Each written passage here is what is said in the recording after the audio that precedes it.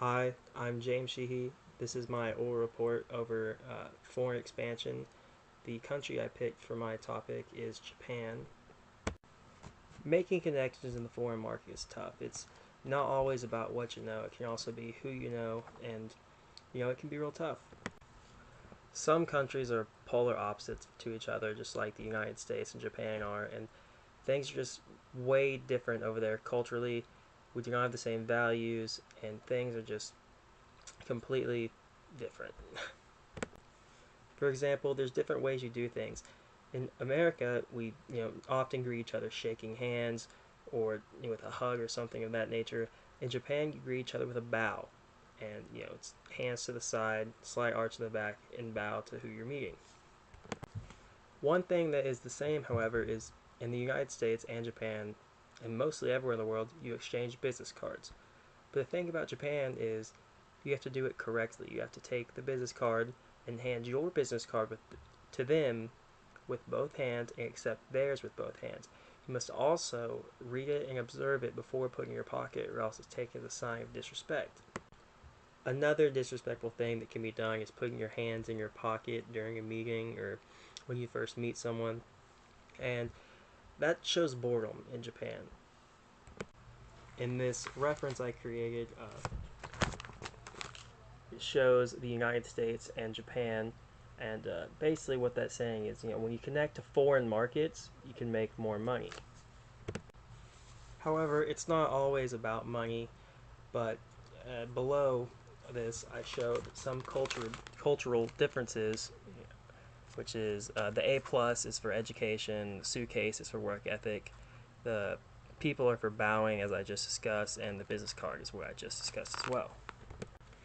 While doing my research for my report, I learned that the Japanese have a tremendous work ethic, and with seeing what they put out, that's very believable.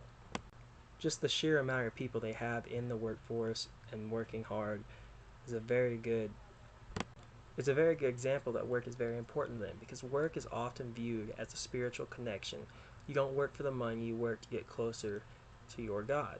And the main religion in Japan happens to be Buddhism.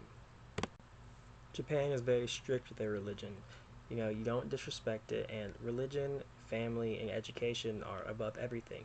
As I said a minute ago, it's not always about money for them. You hear all the time how Japan is exceeding in test scores and things like that. And upon research, what I learned is they teach non-cognitive skills, which are, confidence, persistence, and problem solving.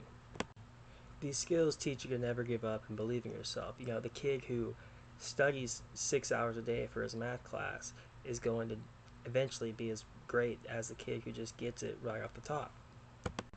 The mother plays a huge role in this because she teaches them when they're young, before they go up to school, to give them the basic skills they need to succeed in school. Oftentimes, the mother is a stay-at-home mom who teaches the kids, as I said, which is very different in the United States. Women can do just anything men can do. There's no limit to what women can do. By expanding into foreign countries, you can kind of help break that stigma that women are stay-at-home moms and show that they can lead a workforce, lead a company, do things of that nature. Another thing you get when you do foreign expansion is that you open up your product to a complete new realm of people who may have never seen it, or have never had a use for it, or known they need a use for it until now. Japan has a very high population, and there's tons of things that they are missing out on that they don't know of yet. While Japan is ahead of us in some things, some technological things, they are not ahead of us in everything. And that's why by doing foreign expansion and opening up your audience to a new product, the revenue can be tremendous. That's why Japan is a great country to start with expansion. And you get your foot in the door to possibly move to other countries. And if you get manufacturing plants set up there, it saves cost on shipping and everything else to that country. And you can also get materials made cheaper and sent back to the US to give to our audience. Over the course of this paper, one thing that I did learn is you need to know how to approach people, especially in different countries, because different things here mean different things there. You know, we don't want to be rude to someone we're trying to conduct business with and make relations with. Doing this paper helped me learn many things about Japan and overall just doing business with foreign markets. It's actually crazy the amount of things that can be considered rude or just you can't do because it's culturally different.